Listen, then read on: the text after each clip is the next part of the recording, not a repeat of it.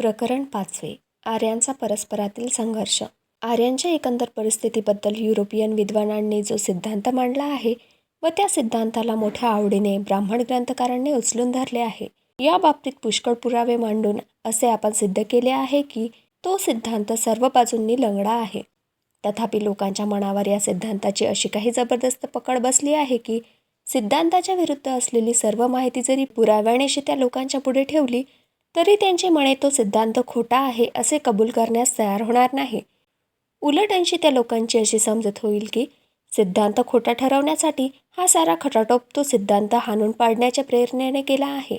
पण तो सिद्धांत म्हणजे एक काळसर्प आहे असे समजून त्याला ठार करणे जरूर आहे. तो सिद्धांत म्हणजे बडे घर पोकळ वासा अशा स्वरूपाचा आहे हे सर्व बाजूंनी दाखवणे जरूर आहे. म्हणून त्या सिद्धांताचे आणखी जास्त विवेचन करणे इष्ट आहे. आर्यांनी हिंदुस्थानावर स्वारी केली व दास दस्यू यांना जिंकले. या सिद्धांताला जे लोक उचलून धरतात त्यांनी ऋग्वेदातील काही ऋचांकडे कानाडोळा केला आहे.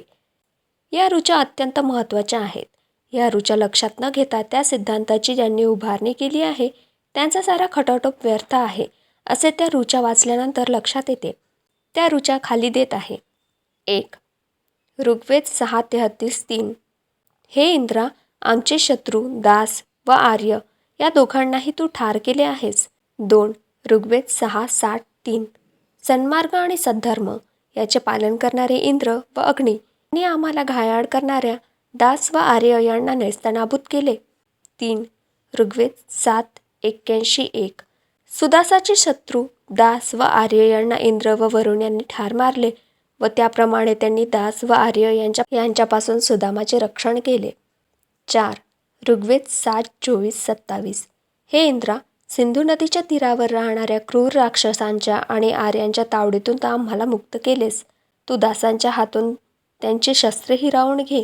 5. ऋग्वेद 10:38-3.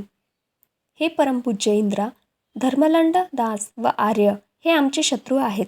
त्यांचा सहजपणे पाडाव करण्याचे सामर्थ्य आमच्यात येवो. तू आम्हाला आशीर्वाद दे. तुझ्या सहाय्याने आम्ही त्याला ठार करू. 6. ऋग्वेद 10:86-19. हे ममेयू, जो तुझी प्रार्थना करतो त्याला तू सर्व प्रकारचे सामर्थ्य देतोस. आमचे शत्रू आर्य व दत्सू यांचा आम्ही तुझ्या मदतीने संहार करू. वरील ऋचातील स्पष्ट अर्थ ज्याच्या मनात उतरेल त्याची पूर्णपणे खात्री पटेल की युरोपियन ग्रंथकारांना जो सिद्धांत आहे तो या ऋचातील अर्थामुळे सपशेल चुकीचा ठरतो. वरील ऋचा आर्य ऋषींनी तयार केला असले पाहिजे. त्या ऋचातील अर्थ आर्यवंशाच्या विरुद्ध आहेत. या दोन्ही गोष्टी लक्षात घेतल्या असता असे अनुमान काढता येते की आर्यांचे 2 वर्ग होते व ते परस्परांपासून सर्व दृष्टीने भिन्न होते व म्हणूनच ते वैरभावाने परस्परांशी वागत व झगडत होते. आर्यांचे 2 वेगवेगळे वर्ग अस्तित्वात होते ही काही कल्पोकल्पित गोष्ट नाही किंवा वरील ऋचातील शब्दांचे अर्थ फिरवून ती गोष्ट सिद्ध केलेली नाही. आर्यांचे 2 वेगवेगळे वर्ग अस्तित्वात होते हे सत्य आहे व ते सत्य सिद्ध करण्यास अनेक पुरावे आहेत. आर्यांचे 2 वेगवेगळे वर्ग अस्तित्वात होते याचा एक पुरावा असा की निरनिराळ्या वेदांना पवित्र मानण्याबद्दल आर्यात पुष्कळ दिवस बितंड वाद चालला होता. वेदांचा ज्यांनी कसून अभ्यास केला आहे त्यांची अशी खात्री झाली की खरे पाहिले असता ऋग्वेद व अथर्ववेद हे 2 ग्रंथ वेद या पदवीला योग्य आहेत. सामवेद व यजुर्वेद हे ऋग्वेदाचे केवळ निरनिराळे भाग होत. ऋग्वेदाला जितके पवित्र मानावे तितकेच अथर्ववेदाला पवित्र मानावे या गोष्टीचा ब्राह्मण लोकांनी पुष्कळ वर्ष विरोध केला होता. ही गोष्ट वेदाभ्यासी पंडितांना माहीत आहे. ऋग्वेद व अथर्ववेद यांना समसमान पवित्रपणा देण्यास ब्राह्मण का तयार नव्हते? अथर्ववेदाला अपवित्र मानून ऋग्वेदाला पवित्र मानण्याकडे ब्राह्मणाची मनोवृत्ती का धावत होती? माझ्या मते या प्रश्नाचे उत्तर असे आहे की ऋग्वेद हा 1 वर्गातील आर्यांनी रचला आहे व अथर्ववेद 2ऱ्या वर्गातील आर्यांनी, आणि हे 2 वर्ग परस्परात मिसळून आर्यांचा एकच वर्ग तयार झाला. तेव्हा ऋग्वेद व अथर्ववेद यांना समसमान पवित्रपणा देण्यात आला. याशिवाय दुसरे पुरावे सर्व ब्राह्मण वाङ्मयात इतरस्त विखुरलेले आढळून येतात. हे पुरावे विशेषतः विश्वोत्पत्ती संबंधी जे 2 सिद्धांत मांडण्यात आले आहे त्यात दिसून येतात. या 2 सिद्धांतावरून असे सूचित होते की ते आर्यांच्या 2 वर्गांनी मांडले असावेत. म्हणजे आर्यांचे 2 वर्ग अस्तित्वात होते असे पर्यायाने या 2 सिद्धांतावरून ध्वनित होते.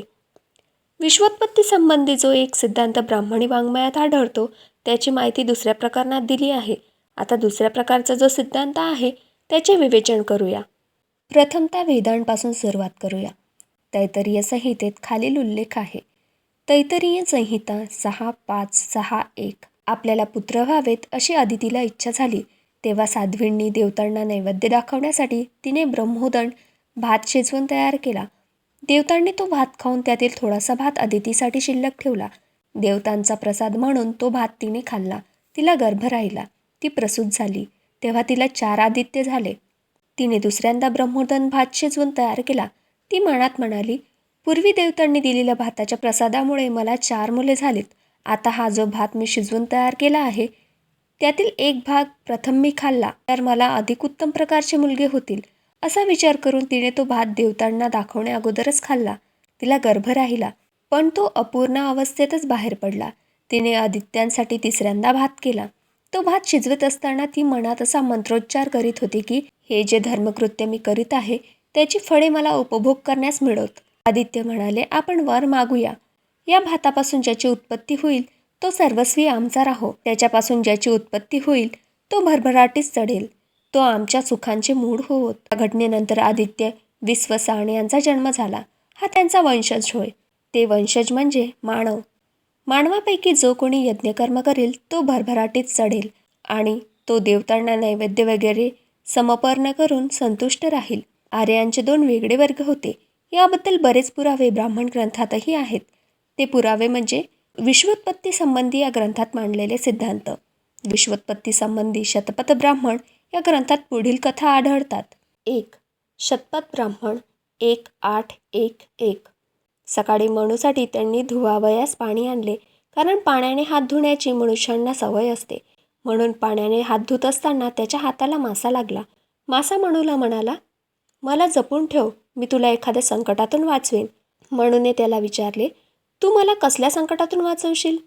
माशाने उत्तर दिले, पुढे जलप्रलय होणार आहे, त्यात सर्व प्राणीमात्रांचा नाश होईल. जलप्रलयातून मी तुझे रक्षण करेल. मनूने विचारले, तुला मी कसे जपून ठेवू? मासा म्हणाला, आम्ही मासे जोपर्यंत लहान असतो तोपर्यंत आमचे जीवन मोठे धोक्यात असते, कारण मोठा मासा लहान माशांना खातो. प्रथम तू मला घटात जपून ठेव. मी वाढत वाढत मोठा झालो व घटात मावेनासा झालो म्हणजे तू मला घटातून काढ व एक खंदक खणून त्यात मला जपून ठेव. मी खंदकात न मावण्या इतका मोठा झालो तर मला महासागरात नेऊन सोड. त्यानंतर मी संकटातून मुक्त झालो असे होईल. लगेच मासा मोठा झाला, कारण तो स्वतःचे अंग हवे तेवढं फुगवू शकतो.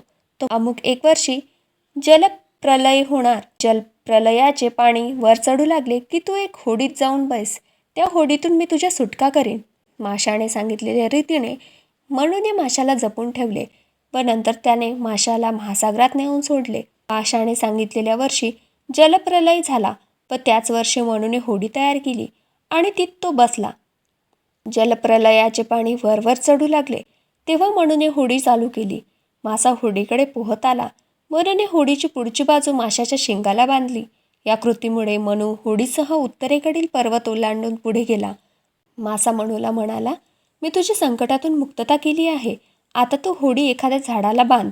जलप्रलयाचे पाणी जसे जसे ओसरत जाईल त्या मानाने तू होडीचा दोरखंड झाडापासून खाली खाली सरकत नेऊन आण. तो दोरखंड तू जर झाडापासून सोडलास तर होडी सकट लांब वाहत जाशील. झाडाला दोरखंड तसाच ठेवून तू सरकत सरकत खाली आलास आणि पर्ण खाली ओसरत आल्यावर तू होडी सकट डोंगर माथ्यावर येशील. माशाने सूचना दिल्याप्रमाणे मनूने आपली होडी पाणी जसे खाली खाली होत गेले तशी तशी आणली. मनूचे हे अवरोहण त्या उत्तर दिशेकडील पर्वताचे नाव होऊन बसले.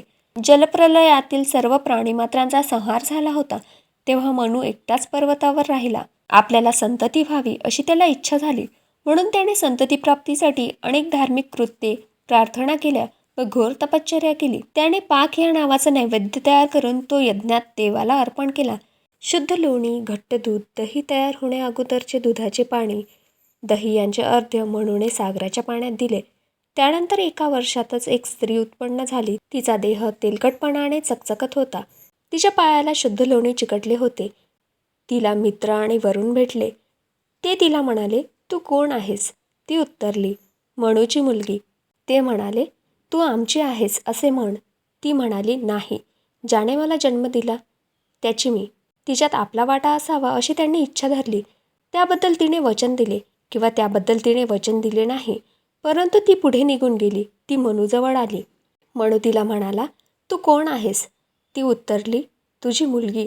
मनू म्हणाला, हे माझ्या दैदिप्यमान मुली, तू ठीक आहेस ना? ती म्हणाली, लोणी, घट्ट दूध, दही होण्यापूर्वीचे दुधाचे पाणी, दही यांचे अर्धे महासागराला पाण्यात देऊन तू मला जन्म दिलास. तू उच्चारलेले आशीर्वाद म्हणजे मी. तू माझा यज्ञात उपयोग कर. तू माझा यज्ञात उपयोग केलास तर तुला अगणित संतती, गुरे ढोरे मिळतील. माझ्यातर्फे तू जो काही आशीर्वाद मागशील तो तुला मिळेल. तिने सांगितल्याप्रमाणे मनूने तिला यज्ञविधी चालू असतानाच मध्यंतरी यज्ञात नेऊन सोडले. संततीची इच्छा मनात धरून तो तिच्यासह प्रार्थना करीत अनेक धर्मकृत्ये करीत आणि घोर तपश्चर्या करीत राहिला. तिच्यापासून त्याला जी संतती झाली ती मनूची संतती होय. तिच्याबरोबर जे जे आशीर्वाद देवाजवळ मागितले ते ते त्याला मिळाले. ती म्हणजे इडा होय. ज्याला ही माहिती आहे तो इडाबरोबर जर राहिला तर मनूची संतती जशी झाली तशी त्याला संतती होईल. तो तिच्याबरोबर जो आशीर्वाद देवाजवळ मागेल ते सर्व त्याला मिळेल. 2. शतपथ ब्राह्मण 6:1-2:11. वरून ते म्हणतात, प्रजापतीने सर्व जग निर्माण केल्यानंतर तो पृथ्वीतलावर उभा राहिला. पृथ्वीतलावरील जी झुडपे शिजवून त्यांच्यासाठी अन्न तयार केले त्यांनी ते अन्न खाल्ले. त्यामुळे त्याला गर्भ राहिला.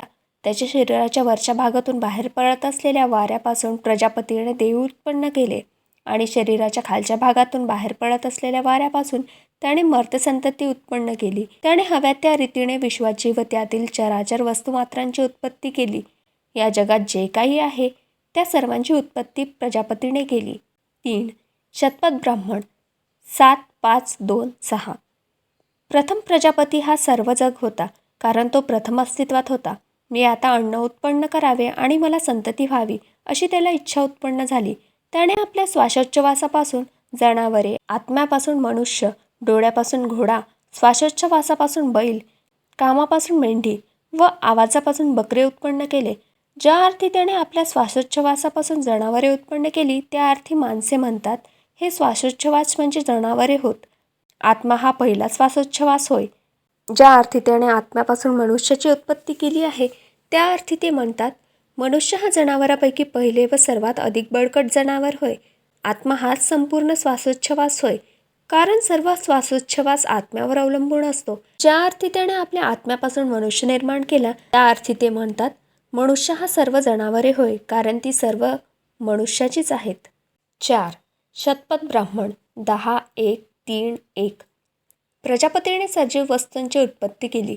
त्याने आपल्या शरीराच्या वरच्या भागापासून बाहेर पडत असलेल्या वाऱ्यापासून मर्त्य प्राणी निर्माण केले. त्यानंतर त्याने प्राणीमात्रांचे भक्षण करणारा मृत्यू उत्पन्न केला. 5. शतपथ ब्राह्मण 14:4-2:1. हे विश्व प्रथम पुरुषाच्या रूपाने आत्मा म्हणून अस्तित्वात होते. नीट न्याहाळून पाहिल्यानंतर त्याला कळून आले की तो आत्मा म्हणजे आपण स्वतः होय. तो प्रथम म्हणाला, हा मी आहे. त्यानंतर त्याचे नाव मी झाले. म्हणून जेव्हा जेव्हा माणसातील कोणी विचारले तर तो हा मी आहे असे म्हणतो. त्यानंतर त्याला जे दुसरे नाव असते त्याचा तो उच्चार करतो. ज्या अर्थी त्याने यापूर्वीचे सर्व पापे जाळून नष्ट केली त्या अर्थी त्याला पुरुष असे संबोधण्यात येऊ लागले. हे ज्याला माहीत आहे तो माणूस प्रजापतीच्या अगोदरपासून असण्याची इच्छा धरणाऱ्या माणसाला जाळून नष्ट करतील. प्रजापतीला भ्याला म्हणून मनुष्य एकटाच असला की भीतो. यावरून असा अर्थ काढण्यात येतो की माझ्या व्यतिरिक्त दुसरी कोणतीच गोष्ट नाही, मी कोणाला भ्यावे. त्यानंतर त्याचे भय दूर पडाले, कारण त्याने का भ्यायला हवे होते. लोक दुसऱ्या माणसाबद्दल भीती बाळगतात, तो सुखी झाला नाही. म्हणून माणूस एकटा असतो तेव्हा तो सुखी होत नसतो. त्याने दुसऱ्या माणसाच्या संगतीची इच्छा धरली तेव्हा त्याचे रूप असे झाले की जणू काही स्त्री पुरुष हे परस्पराला घट्ट मिठी मारून बसलेले आहेत. त्याने आपल्या शरीरापासून त्या रूपाला दूर होण्यास लावले व त्या रूपाचे 2 भाग वेगवेगळे झाले. याप्रमाणे पती व पत्नी हे भाग उत्पन्न झाले. यावरून याज्ञवल्क्य याने म्हटले आहे की आपले हे शरीर म्हणजे दुभंगलेल्या बीचा एक भाग होय. म्हणून ती पोकळी स्त्रीने भरून काढली. त्याने तिला संभोग दिला. त्यापासून पुरुष उत्पन्न झाला. ती मनात म्हणाली, मला आपल्यापासून उत्पन्न करणारा प्रजापती हा माझबरोबर संभोग कसा काय करू शकला. अरे रे, मी अदृश्य होणे बरे. तिला गाय झाली व दुसरा भाग बैल झाला. त्याने तिच्याशी संभोग केला. त्याच्यापासून घोडा, घोडी, गाढव, गाढवी उत्पन्न झाली. त्याने तिच्याशी संभोग केला. त्याची पायनखे अखंड आहेत अशा जनावरांची पैदास त्याच्यापासून झाली. एक शेळी झाली, दुसरा बोकड झाला, एक मेंढी व दुसरा मेंढा झाला. अशा रीतीने किड्यामुंगीपर्यंतच्या सर्व प्राण्यांची उत्पत्ती नर व मादी यांच्या जोडीने झाली. 1. तैत्तिरीय ब्राह्मणात विश्वोत्पत्ती संबंधी खालील उल्लेख आहेत. तैत्तिरीय ब्राह्मण 2.2.9.1. प्रथम हे विश्व काहीच नव्हते. आकाश, पृथ्वी, हवा यापैकी अस्तित्वात काहीच नव्हते. त्याला नास्तिकत्वाच्या अवस्थेतून बाहेर पडण्याची इच्छा झाली. तेव्हा त्याने निश्चय केला की मी अस्तित्वात येऊ. ते संतप्त झाले. त्याच्या संतप्तपणापासून धूर निघाला. ते पुन्हा संतप्त झाले. त्याच्या संतप्तपणापासून प्रकाश झाला. ते पुन्हा संतप्त झाले. त्यांच्यापासून ज्योत तयार झाली. ते पुन्हा संतप्त झाले. त्याच्या संतप्तपणापासून किरणे तयार झाले. ते पुन्हा संतप्त झाले. त्यांच्या संतप्तपणापासून ज्वाला तयार झाला. ते पुन्हा संतप्त झाले. ते मेघाप्रमाणे गोठून गेले. त्याने आपले मूत्राशय रिकामे केले. त्यामुळे समुद्र उत्पन्न झाला. म्हणून समुद्राचे पाणी पित नाहीत, कारण ते समुद्राला जन्मस्थानाप्रमाणे लेखतात. म्हणून प्राणी उत्पन्न होण्याअगोदर प्रथम पाणी बाहेर पडले. त्यानंतर दशहोत्री उत्पन्न झाला. प्रजापती हा दशहोत्री होय. त्यांच्या संतप्तपणाची शक्ती थोर आहे व त्यामुळे प्राणीमात्रांची उत्पत्ती झाली. याबद्दलचे ज्ञान ज्याला आहे तो त्या शक्तीची आराधना करतो. तो आयुष्यात यशस्वी होतो. प्रजापती रडत रडत म्हणाला, जर माझा जन्म कोणत्याही प्रकारचा आधार नसलेल्यापासून झाला आहे तर माझा जन्म कोणत्या कार्याकरता झाला? जे पाण्यात पडले त्याची पृथ्वी झाली. ज्याला त्याने पुसून टाकले त्याची हवा झाली. ज्याला त्याने पुसून वर फेकले त्याचे आकाश झाले. ज्या परिस्थितीमुळे तो रडला त्यापासून 2 जगाला रोदसी हे नाव प्राप्त झाले. याचे ज्ञान ज्याला झाले आहे त्याच्या घरात ते रडत नाहीत. हा या जगाचा जन्म आहे. या जगाचा असा जन्म झाला. याला ज्याचे ज्ञान आहे त्याला दुःखाची पीडा होत नाही. त्याने पृथ्वीला आधार केले. पृथ्वीला आधार केल्यानंतर त्याला इच्छा झाली मला संतती हो. त्याने घोर तपश्चर्या केली. त्याला गर्भ राहिला. त्याने आपल्या पोटातून असुर उत्पन्न केले. त्याने असुरांना मातीच्या भांड्यातून दूध प्यायला दिले. त्याने आपले शरीर दूर भिरकावून दिले. अंधार उत्पन्न झाला. त्याला इच्छा झाली मला संतती हो. त्याने घोर तपश्चर्या केली. त्याला गर्भ राहिला. त्याने आपल्या लिंगापासून सजीव प्राणी उत्पन्न केले. म्हणून त्यांची संख्या फार आहे, कारण त्याने आपल्या लिंगापासून उत्पन्न केले. त्याने त्यांना लाकडाच्या भांड्यातून दूध पाजले. त्याने आपले शरीर दूर भिरकावून दिले. चंद्रप्रकाश पडला. त्याला इच्छा झाली मला संतती हो. त्याने घोर तपश्चर्या केली. त्याला गर्भ राहिला. त्याने आपल्या काखेतून ऋतू उत्पन्न केले. त्याने चांदीच्या भांड्यातून त्यांना लोणी पाजले. त्याने आपले शरीर दूर भिरकावून दिले. दिवस व रात्र यांना जोडणारा काळ म्हणजे सकाळ आणि संध्याकाळ उत्पन्न झाली. त्याला इच्छा झाली मला संतती हो. त्याने घोर तपश्चर्या केली. त्याला गर्भ राहिला. त्याने आपल्या मुखातून देव उत्पन्न केले. त्याने त्यांना सोनेरी भांड्यातून दूध पाजले. त्याने आपले शरीर दूर भिरकावून दिले. दिवस उत्पन्न झाला. ही प्रजापतीची दूध पिणारी मुले होत. याचे ज्याला ज्ञान आहे तो संततीपासून दूध काढतो. दिवस आमच्याकडे आला आहे. या उद्गाराचा अर्थ असा आहे की देवांचा प्रमुख देव, त्याप्रमाणे जे देवांचा प्रमुख देव ओळखतो त्यांना देवप्राप्ती होते. ही दिवस रात्र यांनी जन्मकथा होय. हे जो जाणतो त्याला दिवस व रात्र यांच्यात कशाचीही पीडा होत नाही. नास्तिकत्वातून मन उत्पन्न केले. मनाने प्रजापतीला उत्पन्न केले. प्रजापतीने संतती उत्पन्न केली. हे जे काही अस्तित्वात आहे ते सर्वस्वी मनावर आधारलेले आहे. हे तो ब्रह्म आहे. त्याला सौवेसास म्हणतात. ज्याला हे माहीत आहे त्याला उषा जास्त प्रकाशमान होत असलेले दिसतील. त्याला मनसोक्त संतती हो आणि त्याच्याजवळ जनावरांची संतती खूप हो. तो परमेष्ठीन हे पद मिळवो. 2. तैत्तिरीय ब्राह्मण 2.3.8.1. प्रजापतीला इच्छा झाली मला संतती हो. त्याने घोर तपश्चर्या केली. त्याला गर्भ राहिला. त्याचा रंग पिवळसर तांबूस झाला. म्हणून गरोदर असलेल्या स्त्रीचा मूळचा पिवळा रंग तांबूस होतो. गरोदरपणात तो थकून गेला. थकल्यामुळे त्याचा रंग काळसर तांबूस झाला. त्याने श्वासातून असुर उत्पन्न केले. त्यामध्ये असुरांचा असुर स्वभाव आला. असुर स्वभाव ज्याला माहीत होतो त्याचा चांगला श्वास चालतो. श्वास त्याला सोडून जात नाही. असुरांची उत्पत्ती केल्यानंतर तो स्वतःला पिता समजू लागला. त्यानंतर त्याने पितृ उत्पन्न केले. त्यामुळे तो पितांचा पिता झाला. पित्यांचे पितृत्व ज्याप्रमाणे जो जाणतो तो स्वतःचाच पिता होतो. पितृ याचे अर्धसेवन करतात. पितृ निर्माण केल्यानंतर तो मनात विचार करू लागला. यानंतर त्याने पुरुष निर्माण केले. याप्रमाणे पुरुषांचे पौरुष्य उत्पन्न झाले. पुरुषांचे पौरुष्य जाणतो तो हुशार होतो. मन त्याला सोडून जात नाही. तो पुरुष निर्माण करीत असताना त्याला आकाशात दिवस दिसला. त्यानंतर त्याने देव निर्माण केले. हे देवांचे आदिदैवत्व होय. हे जो देवांचे प्रमुख जाणतो त्याला आकाशात दिवस दिसतो. देव, पुरुष, पितृ आणि असुर हे उत्पत्तीचे 4 प्रवाह आहेत. या सर्वात पाणी हे हवेप्रमाणे आहे. 3. तैत्तिरीय ब्राह्मण 3:2-3:9 हा शूद्र नास्तिकत्वातून उत्पन्न झाला. विश्वोत्पत्ती संबंधीचा खालील खुलासा तैत्तिरीय आरण्यकात मिळतो. तैत्तिरीय आरण्यक 1:12-3:1 हे प्रवाही पाणी आहे.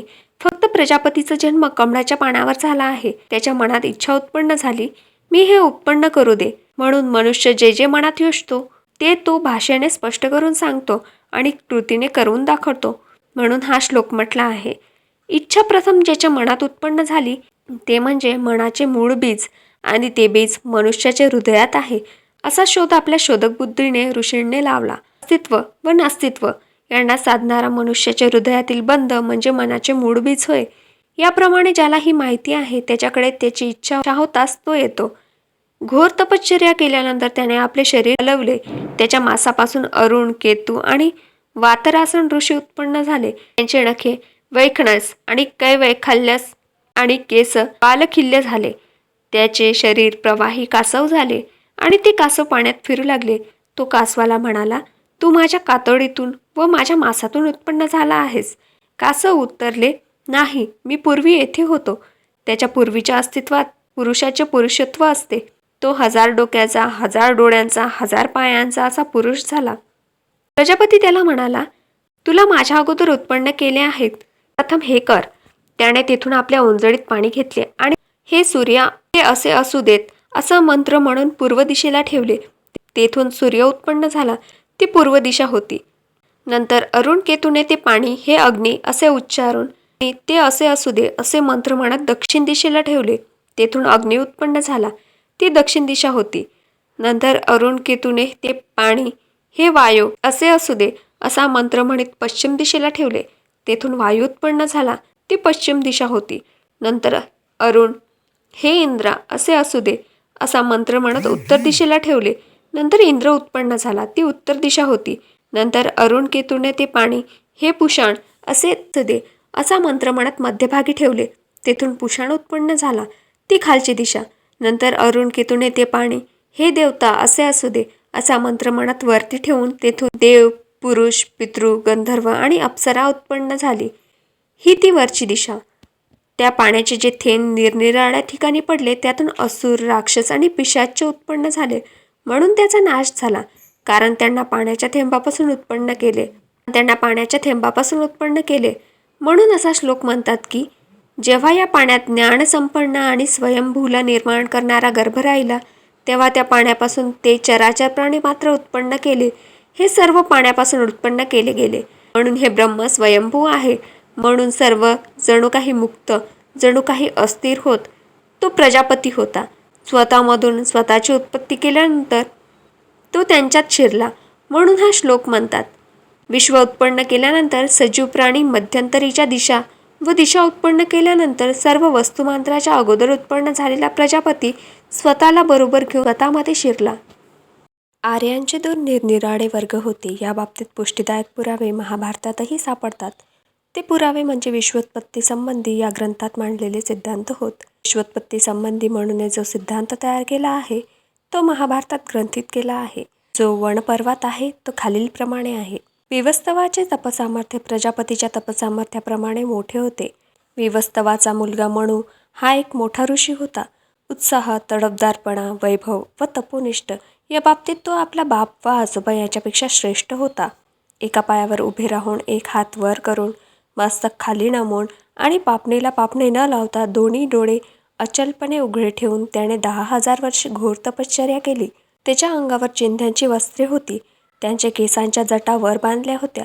अशा अवस्थेत मनू तपश्चर्या करीत असताना चिरणी नदीच्या तीरावर एक मासा आला.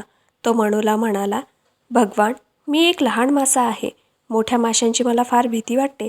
त्यांच्यापासून तुम्ही माझे संरक्षण केले पाहिजे, कारण तो मोठा मासा लहान माशाला खाऊन टाकते. लहान मासा मोठ्या माशाचे अन्न आहे. हा सिद्धांत अनादिकालापासून चालत आला आहे. मोठ्या माशाच्या भीतीने पुरात मी बुडत आहे. त्यातून तुम्ही मला तारा. मी तुमचे उपकार फेडीन. माशाचे हे संभाषण ऐकून मनूला फार दया आली. त्याने माशाला उचलून हातात घेतले. चंद्रज्योतीप्रमाणे चकाकणाऱ्या घटात पाणी ओतून मनूने माशाला घटात घातले. मनूने त्या मासाची पोटच्या पोराप्रमाणे जोपासना केली. तो मासा घटात दिवसेंदिवस मोठा होऊ लागला. बराच काळ लोटल्यानंतर तो इतका मोठा झाला की तो घटात मावेना. तेव्हा मनूला पाहून तो म्हणाला, मी यापेक्षा मोठे व्हावे असे मला वाटते, तर तुम्ही मला कुठेतरी नेऊन ठेवा. तेव्हा मनूने माशाला घटातून बाहेर काढले आणि एका मोठ्या तळ्यात नेऊन सोडले. तेथे कित्येक वर्ष गेल्यानंतर मासा बराच मोठा झाला. तो इतका मोठा झाला की तळे 2 योजने लांब व 1 योजन रुंद होते. तरी त्या कमलनयन माशाला त्या तळ्यात स्वैरसंचार करण्यास अडचण भासू लागली. तो मनूला पुन्हा म्हणाला, सागर सम्राज्ञीची आवडती राणी गंगा हिच्याकडे मला घेऊन चला. मी त्या तिच्यात राहील, किंवा तुम्हाला जे योग्य वाटेल ते करा. मी तुमची आज्ञा स्वखुशीने पाळली पाहिजे, कारण केवळ तुमच्या कृपाछत्राखाली मी इतका आवाढव्य वाढलो आहो. मासाचे हे भाषण ऐकून मनूने त्याला नेऊन गंगा नदीत सोडले. तेथेही तो काही दिवसांनी खूप मोठा झाला. तेव्हा तो मनूला म्हणाला, मी आता इतका जाडजूड झाला आहो की मला येथे गंगेच्या पाण्यात हालचाल करता येत नाही. तरी कृपा करून तुम्ही मला नेऊन समुद्रात सोडा. माशाचे ते भाषण ऐकून मनूने त्याला उचलून समुद्रात सोडले. मासा इतका मोठा झाला होता तरी मनूच्या हस्तस्पर्शाने त्याचे वजन कमी झाले. त्याला स्पर्श करण्यास योग्य अशी त्याची अंगकांती झाली व त्याच्या शरीराचा दुर्गंध नाहीसा झाला. मनूने माशाला समुद्रात नेऊन सोडले. तेव्हा तो मनूला म्हणाला, हे प्रभुवरा, तुम्ही मला हरेक प्रयत्न करून वाचवले, वाढवलेत. पुढे जो संकट काळ येणार आहे तेव्हा तुम्ही कसे वागावे याबद्दल मी तुम्हाला काही माहिती देतो. ती तुम्ही लक्षपूर्वक ऐका. लवकरच असा काळ येणार आहे की तेव्हा जगातील सर्व चरचर वस्तुमात्र यांचा नाश होईल. जगातील पापे धुवून काढून जगाला शुद्ध करण्याची वेळ आता जवळ येत आहे. म्हणून तुमच्या हिताची जी गोष्ट आहे ती मी तुम्हाला सांगत आहे. चराचर विश्वाला भीतीदायक असा काळ आला आहे. तुम्ही स्वतःसाठी एक मजबूत जहाज तयार करा. त्याला एक दोरखंड बांधून ठेवा. त्यात 7 ऋषीबरोबर तुम्ही बसा. प्राचीन काळच्या ब्राह्मणांनी वर्णन केलेली जी बियाणे आहेत त्यातून काही बियाणे निवडून ती जपून ठेवा. ती जहाजात बरोबर घ्या. जहाजात बसून जहाज चालू झाले की तुम्ही चोहीकडे न्याहाळत बसा. मी जेव्हा तुमच्याकडे येईल तेव्हा माझ्या डोक्यावर एक शिंग तुम्हाला दिसेल. मी सांगितल्याप्रमाणे सर्व काही व्यवस्थित करा. मी आता तुमचा सादर निरोप घेतो. पुढे जो जलप्रलय होणार आहे त्यातील लाटा माझ्या सहाय्याशिवाय तुम्हाला उल्लंघता येणार नाहीत. मी जे काही आता सांगितले आहे त्यावर संपूर्ण विश्वास ठेवा. मनू उत्तरला, तू जे सांगितले आहे त्याप्रमाणे मी करीन. परस्परांचा निरोप घेऊन ते आपापल्या मार्गाला लागले. माशाने सांगितल्याप्रमाणे मनूने स्वतःसाठी एक सुंदर जहाज तयार केले. त्यात ती बियाणे घेऊन तो सप्तऋषीबरोबर बसला व त्याने आपले जहाज प्रचंड लाटा असलेल्या सागरात चालू केले. मनूने मनात माशाचे स्मरण केले. मनू आपली आठवण करीत आहे हे जाणून मासा मनूकडे अतिशय वेगाने धावत आला. त्याच्या डोक्यावर एक शिंग होते, पर्वताप्रमाणे अंग व एक शिंग असलेला तो मासा पाहून मनूने ओळखले की तो आपलाच मासा होय. मनूने आपल्या जहाजाचे दोरखंड माशाच्या शिंगात बांधले. त्या महासागरात पर्वतप्राय लाटांचे थैमान सुरू होते. आघातांमुळे कर्णभेदक आवाज सर्वत्र पसरत होता. अशा परिस्थितीत मासा मनूचे जहाज सलग रीतीने महासागराच्या पृष्ठभागावरून ओढू लागला. दारू पिऊन झिंगलेली स्त्री जशी गरगर फिरते त्याप्रमाणे वादळाच्या माऱ्यामुळे ते जहाज झिंगत व गरगर फिरत होते. पृथ्वी व दिशा यापैकी कोणीही डोळ्यांनी दिसत नव्हते. पाणी, हवा आणि आकाश याशिवाय जगात काहीच दिसत नव्हते. अशा अवस्थेत असलेल्या जगात 7 ऋषी, मनू आणि मासा हेच फक्त दिसत होते. मासा पुष्कळ वर्षे न थकता ते जहाज समुद्राच्या पाण्यावरून ओढत होता. शेवटी ते जहाज हिमवताच्या अत्यंत उंचशा पठारावर आणले. नंतर तो हळूहळू हसून ऋषींना म्हणाला, विलंब न लावता हे जहाज तुम्ही या पठाराच्या सुडक्याला बांधा. त्यांनी तसे केले. हिमवताचे ते अत्यंत उंच सुडके अजून नौबंधन या नावाने ओळखले जाते. नंतर तो देवमासा ऋषींना म्हणाला, मी प्रजापती ब्रह्मा आहे. माझ्यापेक्षा श्रेष्ठ कोणी नाही. मी माशाचे स्वरूप धारण करून आलो आहे व तुम्हाला या मोठ्या संकटातून वाचवले. सजीव, प्राणी, देव, असुर, पुरुष, विश्वे आणि चराचर वस्तू यांना मनू उत्पन्न करील. माझ्या आशीर्वादाने आणि स्वतःच्या घोर तपश्चर्येमुळे मनूला विश्वनिर्मितीच्या बाबतीत अचूक दृष्टी प्राप्त होईल आणि ते विश्व निर्माण करताना तो गोंधळून जाणार नाही. असे म्हणून तो मासा क्षणात अदृश्य झाला. मनूला विश्व उत्पन्न करण्याची इच्छा झाली, पण तो मनात गोंधळून गेला. तेव्हा त्याने घोर तपश्चर्या केली. लगेच त्याला विश्वनिर्मितीची पूर्ण कल्पना आली. तो विश्वनिर्मितीच्या कामाला लागला. महाभारताच्या आदिपर्वात जी विश्वोत्पत्तीची कथा दिली आहे ती काहीशी निराळ्या स्वरूपाची आहे. ती खालीलप्रमाणे आहे. वैशंपायन म्हणाला, स्वयंभूला नमस्कार केल्यानंतर देव आणि इतर वस्तू मात्र ही कशी निर्माण केली व त्याचा नाश कसा होतो याबद्दल नक्की माहिती मी तुला सांगतो. मरीची, अत्री, अंगिरस, पुलत्स्य, पुलह आणि ऋतू हे ब्रह्मदेवाचे 6 मानसपुत्र होत. कश्यप मरीचाचा पुत्र होता. विश्वातील जीवजंतू कश्यपापासून उत्पन्न झाली. दक्षाला श्रेष्ठ दर्जाच्या 13 कन्या झाल्या. अदिती, दिती, दाणू, कला, दाणायू, सिनुका, क्रोधा, प्रधा, विश्वा, विनीता, कपिला, मुनी, कद्रू या मुलींना असंख्य वीरपुत्र आणि नातू झाले. तिने शांत व तपाने तेजस्वी असा कीर्तवत ऋषी दक्ष याचा जन्म ब्रह्मदेवाच्या उजव्या हाताच्या अंगठापासून झाला. त्या मुनीचा जन्म ब्रह्मदेवाच्या डाव्या हाताच्या अंगठापासून झाला. दक्षाला त्याच्या पत्नीपासून 50 कन्या झाल्या. त्यापैकी 10 कन्या त्याने धर्माला दिल्या, 27 कन्या इंद्राला दिल्या आणि स्वर्गीय पद्धतीप्रमाणे 13 कन्या कश्यपाला दिल्या. पितामहाचा वंशज म्हणू हा देव व सर्व वस्तुमात्रांचा शास्ता होता. तो त्याचा मुलगा होता. 8 वसु त्याचे पुत्र होत. त्या 8 पुत्रांची माहिती सांगतो. ब्रह्मदेवाची उजवीकडील छाती विभागून तिथून तेजस्वी धर्म मनुष्याचे रूप घेऊन उत्पन्न झाला. धर्माने अखिल मानव जातीसाठी आपल्याबरोबर सुख आणले. त्याला 3 तेजस्वी पुत्रे झाली. ते म्हणजे सम, काम आणि हर्ष हे होत. ते सर्व प्राणीमात्रांना आनंद देतात आणि आपल्या शक्तीच्या जोरावर ते जगाचे पालन करतात. मनुची मुलगी अरुषा ही त्या ऋषींची पत्नी होय, ज्यांच्या कर्तृत्वाची छाप जगावर पडली होती. असे ब्रह्मदेवाचे आणखी 2 मुलगे होते. धात्री आणि विधात्री ही त्यांची नावे. ते मनुजवळ राहत असत. सौंदर्यशाली देवता लक्ष्मी ही त्यांची बहीण. कमळ हे तिचे घर. आकाशात भ्रमण करणारे घोडे हे तिचे मानसपुत्र होत. चराचर वस्तूंना अन्न खाण्याची इच्छा झाली तेव्हा त्यांनी परस्परांना खाल्ले. त्यामुळे चराचर वस्तूंचा नाश करणारा अधर्म उत्पन्न झाला. त्याची बायको निरृत्ती आणि म्हणून राक्षसांना निरत्ती म्हणजे निरत्तीची संतती असे म्हणतात. तिला भयानक स्वरूपाचे 3 मुलगे होते. ते दुष्कृत्य करण्यास सकवले होते. भय, महाभय आणि चराचरांचा शेवट करणारा मृत्यू. त्याला ना पत्नी ना एखादा पुत्र, कारण तो अंत करणारा आहे. प्रचेताचे 10 मुलगे मोठ्या ऋषीप्रमाणे मोठ्या वैभवात जन्मले होते. ते फार सद्गुणी व पवित्र होते अशी त्यांची कीर्ती होती. त्यांच्या तोंडातून बाहेर निघत असलेल्या अग्नीने त्यांनी तेजस्वी प्राणी पूर्वी जाळले होते. त्यांच्यापासून दक्ष प्रचेतस उत्पन्न झाला. दक्षापासून जगाचे पितर आणि हे प्राणी उत्पन्न झाले. मुळी दक्षाने वीरणी बरोबर संभोग केला तेव्हा त्याला स्वतःप्रमाणे धर्मचारण निष्ठावंत असलेले 1000 मुलगे झाले. सांख्यांचे अद्वितीय तत्वज्ञानचे निर्वाण ते नारदाते यांनी सांगितले. संतती उत्पन्न करण्याची इच्छा झाल्यावरून प्रजापती दक्षाने पुढे 50 कन्यांना जन्म दिला. त्याने त्यापैकी 10 कन्या धर्माला दिल्या, 13 कन्या कश्यपाला दिल्या आणि 27 कन्या की ज्या वक्तशीरपणा पाळण्यात फार काळजी घेत होत्या त्या इंदूला दिल्या. 13 पत्नींमध्ये अत्यंत श्रेष्ठ दर्जाची त्याची पत्नी दाक्षायणी हिच्यापासून मरीचाचा मुलगा कश्यप याला अत्यंत उत्साही आदित्य आणि विवस्वत हे झाले. बलिष्ठ यम वैवस्वत या नावाचा मुलगा विवस्ताला झाला. त्याला ज्ञानी व सामर्थ्यवान मनू आणि कीर्तिवान यम असे 2 मुलगे मार्तंडालाच म्हणजे सूर्याला झाले. हा शहाणा मनू सन्मार्गी होता. त्याच्या नावाने वंश चालू झाला. म्हणून हे मनुष्याचे कुटुंब म्हणजे मनुष्यवंश या नावाने ओळखण्यात येऊ लागला.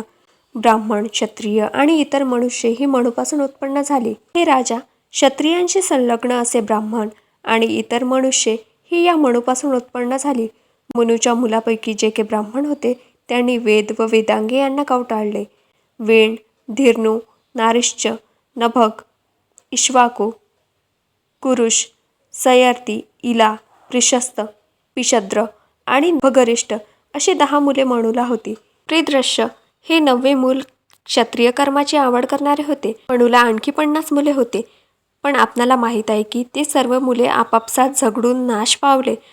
सरते शेवटी शहाणा पुरुरव इलापासून जन्माला आला हे आपणाला माहीत आहे. इला ही पुरुरवाची आई व बाप अशी दोन्ही होती. विश्वोत्पत्ती संबंधी रामायणात उल्लेख सापडतात. त्यापैकी एक उल्लेख 2ऱ्या कांडात आहे. तो खाली दिलेला आहे. राम संतप्त झाला आहे असे पाहून वशिष्ठ उत्तरला, या जगाचा नाश व पुनर्निर्मिती कशी होणार आहे याची माहिती जबालीला सुद्धा आहे. पण तो तुझ्याशी जे बोलतो हे ह्याच हेतूने की तू त्याचे भाषण ऐकून परत जावेस. या जगाची उत्पत्ती कशी झाली याबद्दलचा वृत्तांत हे पृथ्वीवल्लभा तू माझ्याकडून समजावून घे. हे जग म्हणजे सर्व पाणी होते. त्यातून पृथ्वी तयार झाली. नंतर ब्रह्म स्वयंभू हे देवतासह जन्माला आला. पुढे त्याने वराह रूप घेऊन पृथ्वीला वर उचलले आणि सर्व विश्व निर्माण केले. विश्वाबरोबर त्याने साधू संतही उत्पन्न केले. शाश्वत, निश्चल आणि अमर असा ब्रह्मदेव आकाशातून उत्पन्न झाला. त्याच्यापासून मरीची व मरीचीपासून कश्यप उत्पन्न झाला. कश्यपापासून विवस्तात व विवस्तापासून मनु उत्पन्न झाले. मनु हा पूर्वी चराचर विश्वाचा प्रभू होता. इक्ष्वाकू हा मनुचा मुलगा होता. मनुने ही संपूर्ण पृथ्वी पूर्वी इक्ष्वाकूला दिली होती. इक्ष्वाकू हा अयोध्येचा पूर्वीचा राजा होता, हे लक्षात ठेव. वरील उल्लेखाशिवाय विश्वोत्पत्तीबद्दल दुसरा उल्लेख रामायणात आहे. तो 3ऱ्या कांडात आहे. तो खाली देत आहे.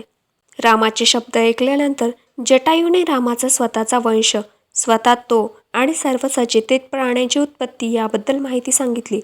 तो रामाला म्हणाला, ऐक, अगदी प्राचीन काळी जे प्रजापती उत्पन्न झाले त्यांची इतंभू कथा तुला सांगतो. प्रथम कर्दम, नंतर विकृत, शेच, सहस्र, उत्साही बहुपुत्र, स्नायू, मरीची, अत्री, बलिष्ठ, ऋतू, पुलुत्स्य, अंगिरस, प्रचेतस, पुलह, दक्ष, नंतर विवस्वत, अरिष्टनेमी आणि प्रतापी कश्यप असे प्रजापती उत्पन्न झाले.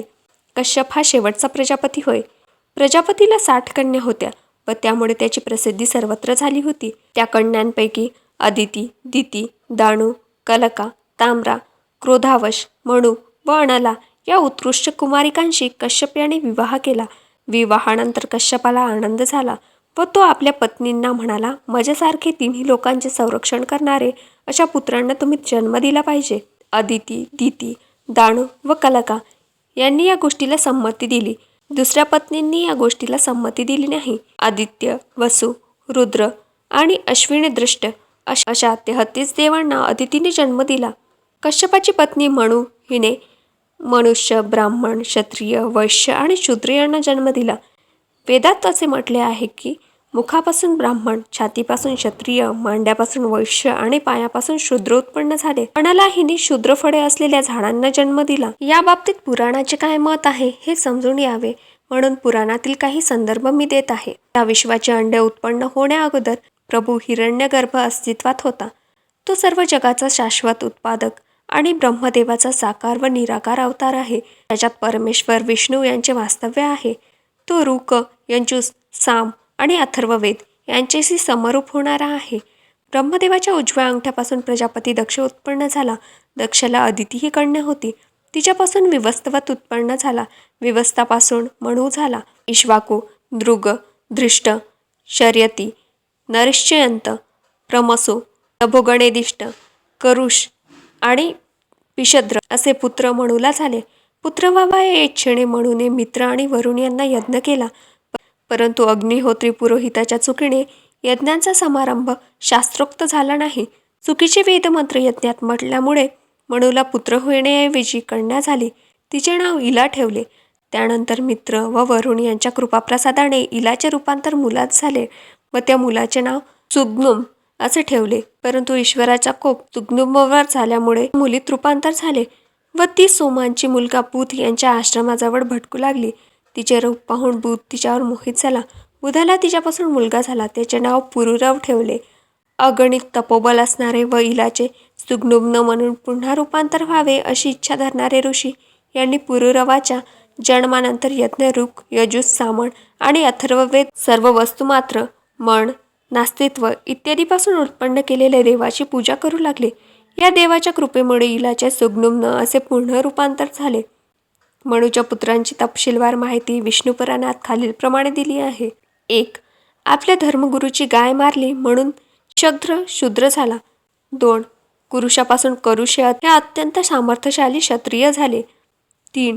नेदिष्ट यांचा मुलगा नभग हा वैश्य झाला. वर सांगितलेली गोष्ट सूर्यवंशी लोकांची आहे. सूर्यवंशी लोक मनुपासून जन्मले आहे. सोमवंशी लोक अत्रीपासून जन्मले. सूर्यवंशी लोकांसंबंधी विष्णू पुराणात अशा स्वरूपात गोष्ट आहे. तशाच स्वरूपाची गोष्ट सोमवंशी लोकांसंबंधी विष्णू पुराणात गोष्ट सांगितली आहे. ती खाली देत आहे. अत्री हा ब्रह्माचा मुलगा व सोमाचा बाप होता. लता ब्राह्मण आणि तारे यांचा सम्राट म्हणून ब्रह्माने अत्रीची योजना केली होती. राजसूय यज्ञ केल्यानंतर सोम गर्वाने धुंद झाला. त्याने देवांचा धर्मगुरू बृहस्पती याची पत्नी तारा हिला दूर पळवून नेले.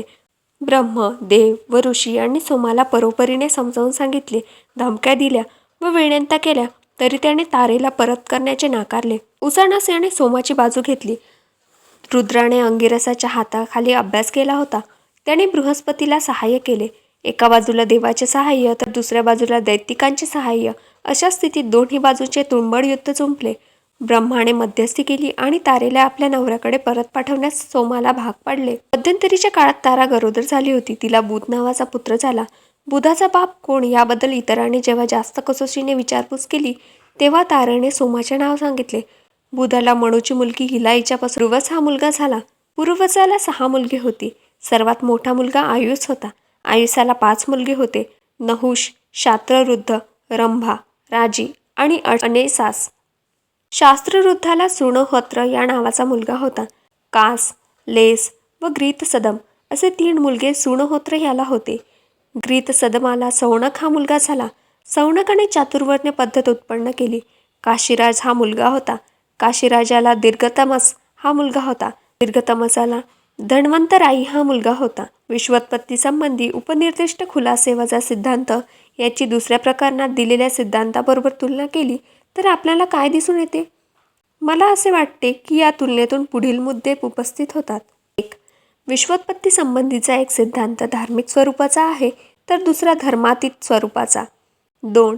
मनू हा मानव नसून तो सृष्टीचा कर्ता होय असे एक सिद्धांत मानतो तर दुसरा सिद्धांत असे मानतो की सृष्टीचा निर्माता ब्रह्मदेव किंवा प्रजापती आहे. 3. एक सिद्धांत ऐतिहासिक घटना सांगणारा आहे तर दुसरा सिद्धांत अलौकिक घटना सांगणारा आहे. 4. एक सिद्धांत जलप्रलयाची कथा सांगतो तर दुसरा सिद्धांत त्याबद्दल सुद्धा काढीत नाही. 5.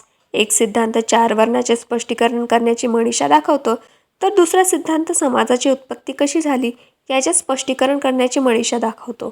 2 प्रकारच्या सिद्धांतामध्ये असलेले उपनिर्दिष्ट फरक हे संख्येने बरेच व स्वरूपाने प्रमुख दर्जाचे आहेत हे स्पष्ट होते. चातुर्वर्णासंबंधी जे निरनिराळे स्पष्टीकरण या 2 सिद्धांतांचे आहे त्यातील फरक हा विशेषतः स्थूलमानाचा आहे. धार्मिक स्वरूपाचा जो सिद्धांत आहे त्यात चातुर्वर्णाला महत्त्व दिले आहे. धर्मातीत स्वरूपात जो सिद्धांत आहे त्यात चातुर्वर्ण्याचे नावही नाही. मनूच्या संततीचे स्थिर अंतर 4 वर्षे झाले हे दाखवण्याच्या हेतूने हे दोन्ही प्रकारचे सिद्धांत एकजूट करण्याचा प्रयत्न करण्यात येते हे खरे आहे. ते रामायण व पुराणे यांच्यातील सिद्धांत लक्षात घेतले तर कळून येते. परंतु दोन्ही ध्येयवादी सिद्धांत एकत्र करण्याचा हा प्रयत्न होता हे स्पष्ट आहे. हा प्रयत्न जाणून बुजून आणि पूर्वयोजनानुसार झाला आहे.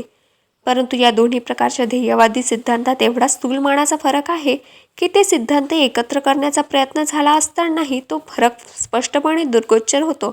या बाबतीत एक अशी गंमत झाली आहे की चातुर्वर्णाबद्दलचे एकच स्पष्टीकरण करण्याऐवजी 2 स्पष्टीकरणे झाली आहेत. एक पुरुषाने उत्पन्न केलेले चातुर्वर्ण व दुसरे मनूच्या पुत्रांनी पायरीने तयार केलेले चातुर्वर्ण.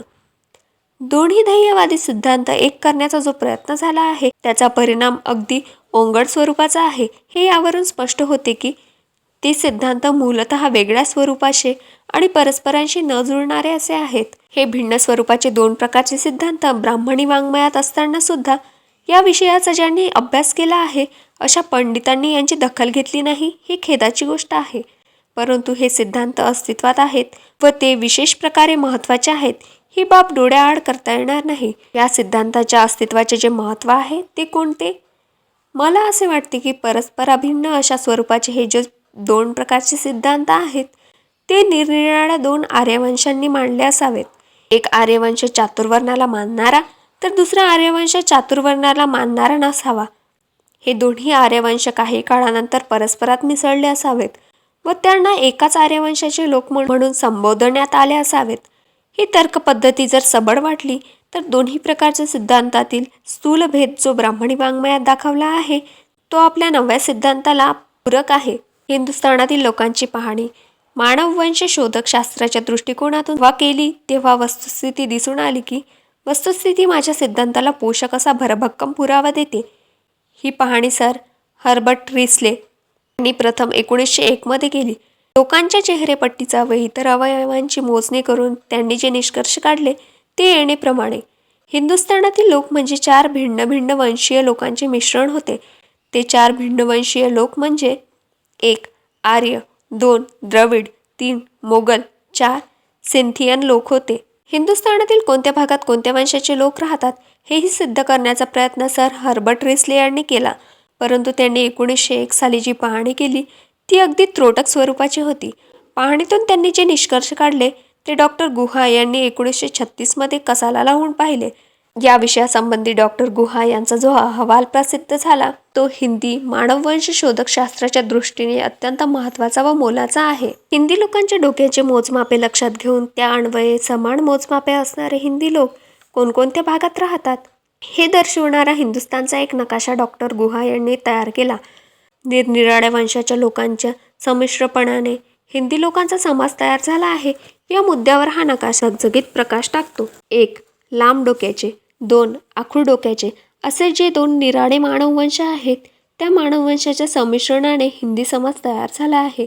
आणि लांब डोक्याचे हिंदी लोक जे हिंदुस्थानाच्या मधल्या प्रदेशात राहतात व आखूड डोक्याचे हिंदी लोक जे हिंदुस्थानाच्या सरहद्दीवरच्या प्रदेशात राहतात असा डॉक्टर गुहा यांचा निष्कर्ष आहे. हिंदुस्थानाच्या निरनिराळ्या भागात ज्या डोक्यांच्या कवट्या सापडल्या आहेत त्यावरून वरील निष्कर्षाला बळकटी येते.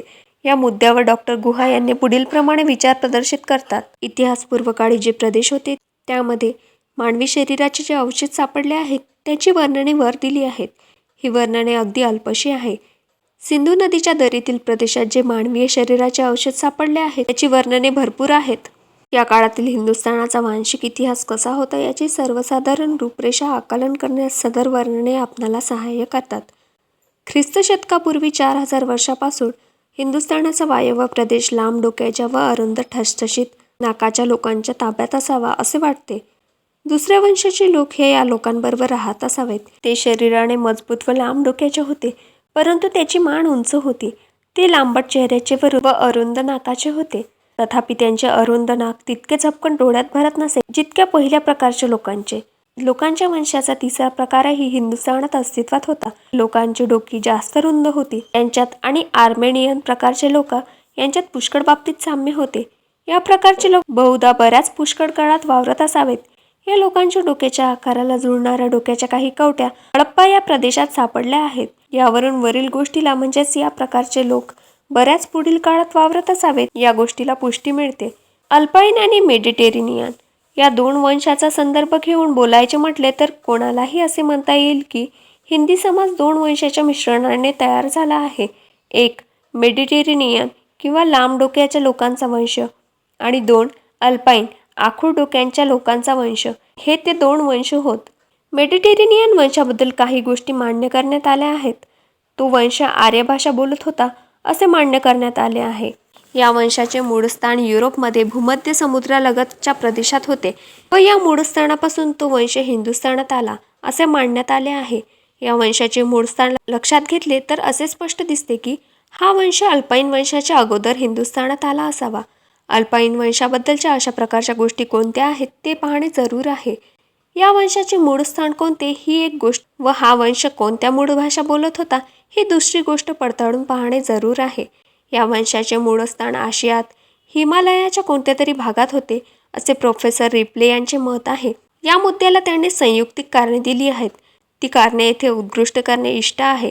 प्रोफेसर रिप्ले म्हणतात, पूर्वेकडून जे लोक आले ते स्वारी करण्याच्या उद्देशाने आले नाहीत तर स्थलांतर व देशांतर करण्याच्या उद्देशाने ते लोक हळूहळू पूर्वेकडून येऊन निर्वासित प्रदेशात वसाहती तयार करून स्थायिक झाले. पूर्वेकडून आलेल्या लोकांचा देशांतरणाचा हा जो एक क्रम एकसारखा चालू होता तो पुढे आशियामधून ज्या लोकांच्या झुंडीच्या झुंडी एकसारख्या येत राहिल्या त्याला वाट करून देणारा होता असे विधान करण्याचा आपल्याला काय हक्क आहे. या खंडात विशेषतः पामीरचा प्रदेश, पूर्व हिमालयाच्या उंचवट्याचे प्रदेश यात राहणाऱ्या लोकांबद्दल आपणाला जी माहिती आहे तिच्या आधारावर आपण वरील प्रकारचे विधान करणे शक्य नाही. हा प्रदेश म्हणजे जगाचे छप्पर आहे. आर्य संस्कृतीचे मूळ घर हाच प्रदेश होय असे मॅक्स मुलर आणि पूर्वीचे भाषाकोविद यांनी ठरवले होते. या प्रदेशातील मानवी आकृती व युरोपात आढळणारी आदर्शमय मानवी आकृती की जी अल्पाईन किंवा सेल्टिक या नावाने ओळखली जाते या दोन्ही आकृत्या अगदी एका साच्यातून काढल्या आहेत की काय इतक्या एकस्वरूपी आहेत. गाचाल्स डोंगराळ प्रदेशात राहणारे तारजिटक्य हे करड्या डोक्याचे, काळ्या केसाचे, बांध्याने धष्टपुष्ट असे आहेत व त्यांच्या डोक्यांचा आकार म्हणजे डोक्यांच्या लांबीपेक्षा रुंदी जास्त अशा स्वरूपाचे लोक या प्रदेशापासून पश्चिमेकडील प्रदेशावर म्हणजेच आशिया मायनर आणि युरोपात सुद्धा पसरलेले आढळतात. पश्चिम आशियातील बऱ्याच मोठ्या प्रदेशावर आदर्शमय अल्पाईन प्रकारचे लोक राहतात. ही गोष्ट जेव्हा विद्वानांच्या लक्षात आली तेव्हा या प्रकारच्या लोकातील गुणावगुणाबद्दलची त्यांना ठाम कल्पना आली. टॅपेनियर याचे असे मत आहे की हे लोक आशियातून येथे येऊन राहिले. ही गोष्ट सिद्ध करण्यासारखी आहे, परंतु केवळ या प्रदेशातील लोकातील गुणावगुण जुळतात यावरून हे लोक आशियातून येथे येऊन राहिले असे समजणे बरोबर नाही. यावरून आपल्याला असे खचित म्हणता येईल की रुंद डोक्याच्या लोकांचा प्रकार पूर्वेकडे उत्पन्न झाला. या बाबतीत जी काही माहिती उपलब्ध झाली आहे तीवरून असे भीतभीत का होईना अनुमान काढावयास हरकत नाही की मानववंशाच्या शास्त्राला भरपूर माहिती पुरवणारी खाण पूर्वेकडेच आहे. ही खाण पश्चिमेकडे मिळत नाही, कारण या प्रकारचा मानववंश अटलांटिक समुद्राच्या किनाऱ्याजवळील प्रदेशात पाहण्यात येत नाही. आशिया खंडात जे लक्षावधी लोक राहतात त्यांच्या डोक्याचा आकार आणि अल्पाईन प्रकारच्या लोकांच्या डोक्याचा आकार यांच्यात विशेष साधर्म्य आहे. केस, बांधा, रंग वगैरे या बाबतीत या दोन्ही प्रकारच्या लोकांमध्ये साम्य आहे. या परिस्थितीमुळे आपण मानववंशशास्त्राच्या दृष्टीने या लोकांच्या बाबतीत कोणता निष्कर्ष काढावा याचे आपणाला गूढ पडते. भूमध्य समुद्रकाठी राहणाऱ्या वंशातील लोकांची डोके लांबट आणि त्यांचे केस काळेभोर होते. यावरून पूर्वी आपण असा निष्कर्ष काढला आहे की या वंश मूळ आफ्रिकेतील निग्रो लोकात असावे. हा निष्कर्ष जसा आता चुकीचा वाटतो तसंच आपण अल्पाईन वंशाचे लोक व आशियात राहणारे लोक यांच्यातील साधर्म्य पाहून त्यांच्या बाबतीत काही निष्कर्ष काढला तर तो चुकीचा ठरण्याचा संभव आहे. या सर्व गोष्टींचा विचार केल्यानंतर आपणाला छातीठोकपणे सांगता येईल की अल्पाईन वंशाचे मूळस्थान पूर्वेकडे होते आणि मेडिटेरेनियन प्रकारच्या लोकांचे मूळस्थान दक्षिणेकडे होते. अल्पाईन वंशाची मूळ भाषा कोणती आणि आर्य भाषा युरोपात प्रथम कोणी सुरू केली? नॉर्डिक लोकांनी की अल्पाईन लोकांनी? बाबत तज्ज्ञ लोकात थोडासा वाद उत्पन्न झाला आहे, परंतु अल्पाईन लोकांची मूळ भाषा आर्य होती याबद्दल वाद नाही आणि म्हणून भाषेच्या दृष्टीने पाहिले तर अल्पाईन लोक हे आर्य पदवीला प्राप्त ठरतात. हिंदुस्थानात 2 आर्यवंश अस्तित्वात होते असे ऋग्वेदावरून दिसून येते. वरील भागात जे मुद्दे दिले आहेत त्यावरून हेच दिसून येते की मानववंश शोधक शास्त्राच्या दृष्टीने मानवी डोके व त्यांचे अवयव यांचे मोजमाप करण्याचे शास्त्र व इतिहास ही दोन्हीवरील सिद्धांताला हिंदुस्थानात 2 आर्यवंश होते याला बळकट पुष्टी देतात. ही परिस्थिती लक्षात घेतली तर युरोपियन ग्रंथकारांचा सिद्धांत आणि ऋग्वेदातील पुरावे यांच्यात एकमत नाही हे कोणालाही मान्य करावे लागेल. युरोपियन ग्रंथकारांचा सिद्धांत म्हणतो की हिंदुस्थानात एक आर्यवंश होता आणि ऋग्वेद म्हणतो की 2 आर्यवंश होते. याप्रमाणे एका महत्त्वाच्या बाबतीत युरोपियन ग्रंथकारांचा सिद्धांत आणि ऋग्वेद यांच्यात दुमत होते. या बाबतीत ऋग्वेद हाच जास्त प्रमाणभूत धरला पाहिजे आणि त्यांच्याशी न जुळणारा युरोपियन ग्रंथकारांचा सिद्धांत कुचकामाचा म्हणून त्याज्य मानला पाहिजे. याशिवाय दुसरा पर्याय नाही. युरोपियन ग्रंथकारांचा सिद्धांत आणि ऋग्वेद यांचे आर्यवंश एक होता की 2 होते याबद्दल जो मतभेद आहे यावरून आर्यांनी हिंदुस्थानावर स्वारी करून हिंदुस्थान जिंकला. या युरोपियन ग्रंथकारांच्या सिद्धांतातील गुद्यासंबंधीही मतभेद साहजिक होणार. दोन्ही आर्यवंशापैकी कोणता आर्यवंश प्रथम हिंदुस्थानात आला याची आपणाला माहिती नाही, पण तो जर अल्पाईन वंश धरला तर त्याचे मूळ स्थान हिमालयाचा आसपासचा धरले जाते. म्हणून हा वंश हिंदुस्थानाच्या बाहेरून स्वारी करण्यास आला आहे असे सिद्धांत मांडण्यास मुळीच वाव राहत नाही. आर्याने हिंदुस्थानातील मूळ रहिवाशांना जिंकले हा सिद्धांत जरी खरा धरला तरी ती बाब युरोपियन ग्रंथकार समजतात तितकी सोपी नाही. दास व दस्यू हे वांशिक दृष्टीने आर्यापासून निराळे होते.